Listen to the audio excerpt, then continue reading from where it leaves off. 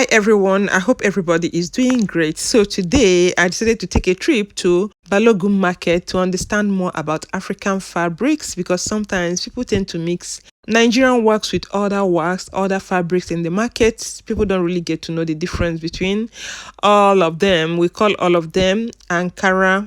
If this is the kind of content you like to watch, then you follow me on this journey. Hi, this is Ankara Affinity, where we talk about everything Ankara, African fabric, history behind this fabric, and the people that use the fabric. So I took a trip to Balogun market where I interacted with some of the sellers and they explained some of the things to me. African fabric is commonly used in Africa, is well known among African people. They wear it to different occasions. Some people wear it to work, to weddings. Some people even use it for ashebi. And there are different types of fabric, because most often people tend to confuse Nigerian wax with English wax, with Dutch wax, with Cote d'Ivoire. There are different types of African fabric. The type of Ankara we sell in this market, we have like Hollandis wax. We have English was, we have Cote d'Ivoire was, that one from Cote d'Ivoire.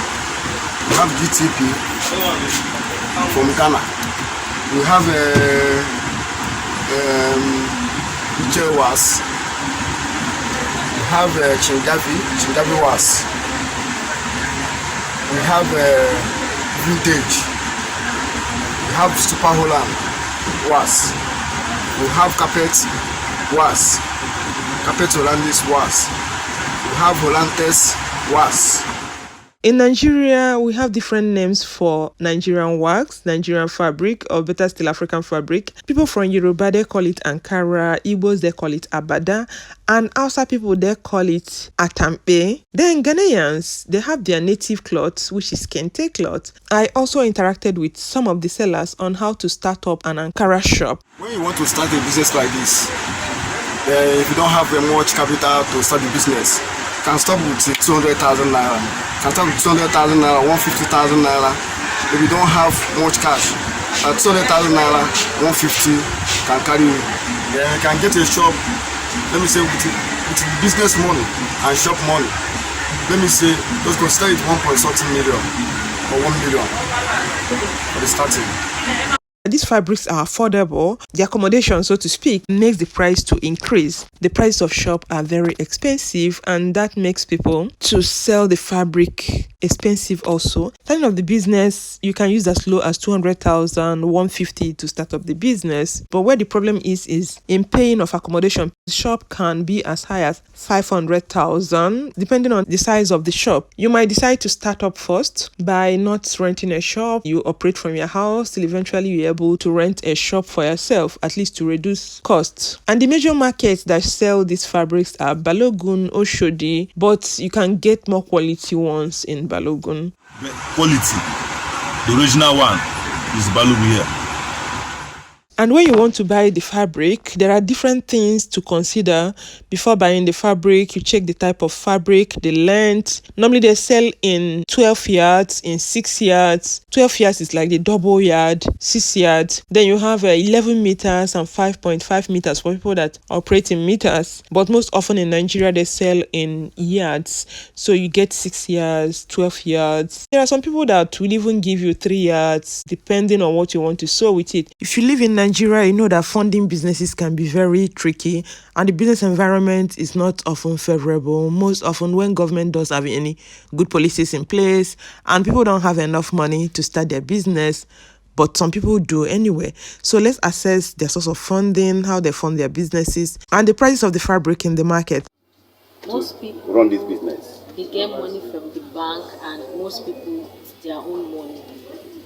But with the situation of things, people are borrowing money from the bank now with the exchange rate. Okay, that means there's no special assistance you get from government. No assistance from government at all. So let me ask you, what do you want to tell government? Talk to government now. Talk to your local government, talk to state and federal, talk to the banks, so that they can help this business to grow. Just pass your message.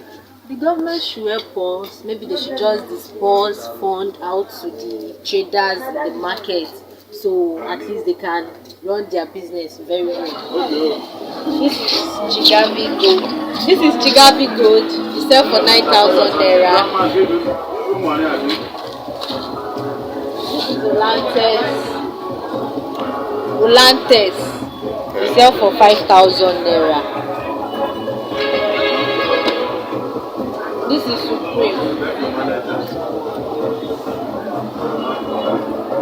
We sell for 5,000 naira too. Oil money. This is ordinary Chigabi. We sell for 6,700.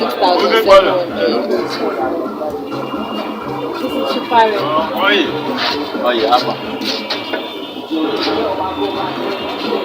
We sell for 5,000 naira. And we have super ones gold. Something. This is 18,000 naira.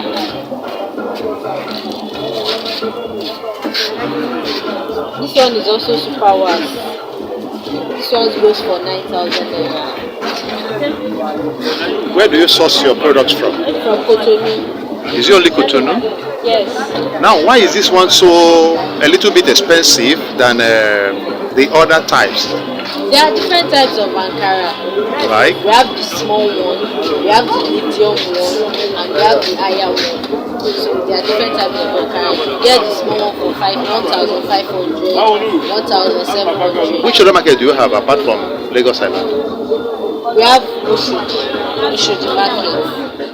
Have you wondered why the colors of some fabrics run? Yes, they run probably because the fabric is of low quality, but do you know how to spot the fabric that the color will run? She ended up explaining to me that some of them, if you want to know if the color of the fabric will run, you first of all test it, put it in your mouth. If it tastes salty, then there's likelihood, high probability that the color of the material will run. But if it doesn't taste salty, that means the color will stay. But anyway, you can as well try this out. Let's know how it goes. Leave a comment in the comment section. If you try it, let me know what the result is. It is always good to have Ankara fabric in your collection. African fabric is so rich that people enjoy wearing it. It's part of a way to portray their culture, to tell the world where they're coming from. So let me know what you think about African fabric. Have you ever made any African fabric?